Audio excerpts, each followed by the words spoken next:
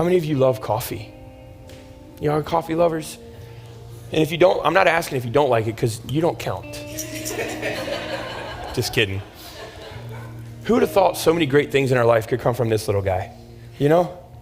It's a cute little bean. Who would have ever thought, right? Just this couple little, how many of y'all in the morning?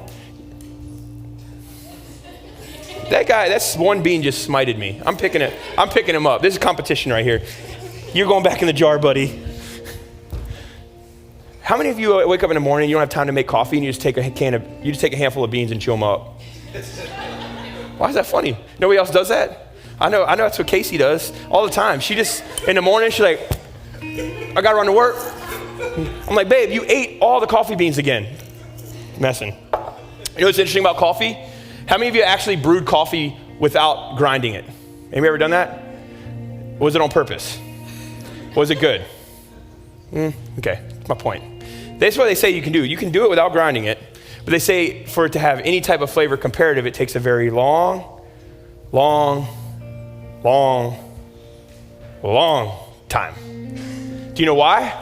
Because when you brew coffee and you were to put that nice pure hot water right on top of this little cute fella, all you get is whatever's on the surface of the bean that goes through the filter and it comes into your cup. But when this bean is completely mutilated and broken down in its finest form, you actually get a surface area that's like 4 times more or greater than what the coffee bean is. And so it's like multiplying this bad boy like 4 times and you're getting the inside of it. And they say that if you grind your coffee beans, a couple of things. One, you shouldn't use an electric grinder because the heat of the blade actually heats up the coffee bean and takes a little bit of flavor out. Didn't know that? I'll be buying a manual grinder this week. I just started, I'm a simple kind of man, and I use the Keurig, the K-Cups all the time, but we got a coffee pot like a while back, and it's got like the combo, and I'm telling you what, like I used the K-Cup this morning because it's a Lord's Day and I was in a hurry, but that's not really why. I would have done the pot, I just woke up late. And so the pot is 1,000,000 times better, the pot of coffee, than the K-Cups. You know what I'm saying? Especially if you know how to grind in beans, baby. But little did I know, these oxidizing little beans, they got about a 10-minute window before you need to get those babies humming, or you can lose some of the flavor. Now, if you wait more than 10 minutes, you lose some flavor. If you wait a night, you might as well not even do it. Because the oxygen hits this bean, the oxidation starts, and the flavor starts to go. But this is the reality. When you get it to this form, how many of y'all brewed coffee like this, right? Now, how many of y'all, grind your own coffee beans? All right, y'all have been broken and resurrected, and you're on your way. The rest of you guys go ahead, go to lunch. All right, for everybody else that needs Jesus, how many of y'all buy coffee that's already ground? This ain't a sin, okay.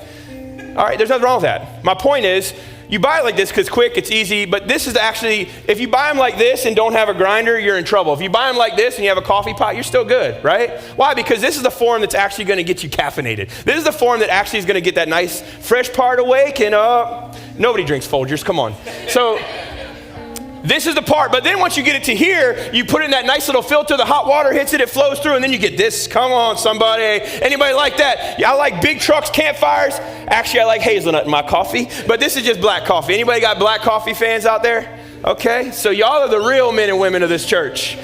I will take my hazelnut all day. I don't like it super creamy, but a good shot. It's got to be strong. But this is what we get, right? This beautiful end product. How do we get this to this? Well, it had to go to this, but there's this beautiful pure hot water that flowed through it, and y'all know water makes the difference. I'm not a coffee connoisseur, but if I do grind my own beans, okay? So give me something. But then you get this byproduct, and this is actually what we like. The interesting thing is, unless these coffee beans are completely mutilated and broken down, the fullest potential is actually when it gets to this state. But see, what happens in life is that you're going to be broken to this whether or not you know Jesus. It's just if you don't know Jesus, you're full of arsenic and you just don't realize it. You're poisonous. But when God, and you'll stay here, broken, fragile, irate, irritated. But you come out in this form, you know Jesus, and you're actually something that the public wants to consume. It's called the love of Jesus. Because they're like, wow, there's something about that guy. And when you understand that your brokenness, everybody's going to end up here whether or not you want to. But not everybody goes to here. stay here, and if you don't, you're more likely, I can eat these chocolate covered, come on somebody, but I would be 425,000 pounds if I ate enough chocolate covered coffee beans to make me feel that caffeine, right? I'd rather have coffee like this than like this if I had to choose, if I wasn't gonna drink it. My point to you is we're all broken. But when you have that burial experience and you allow God to resurrect it, everything changes. He has something designed for your life that's actually meant for your max capacity. But will you get here? Or are you gonna stay here in this broken state? And how many of you say, I just wish I could go back to what I was before? That's because you're not willing to let God finish the process that was once started in your life. Finish the process of pain. Finish that process.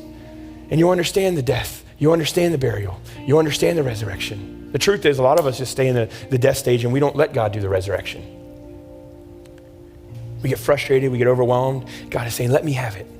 The reason you're stuck is because you're broken, but you won't let me bury that thing. You won't let me take it and put it away so that I can let you experience my resurrection.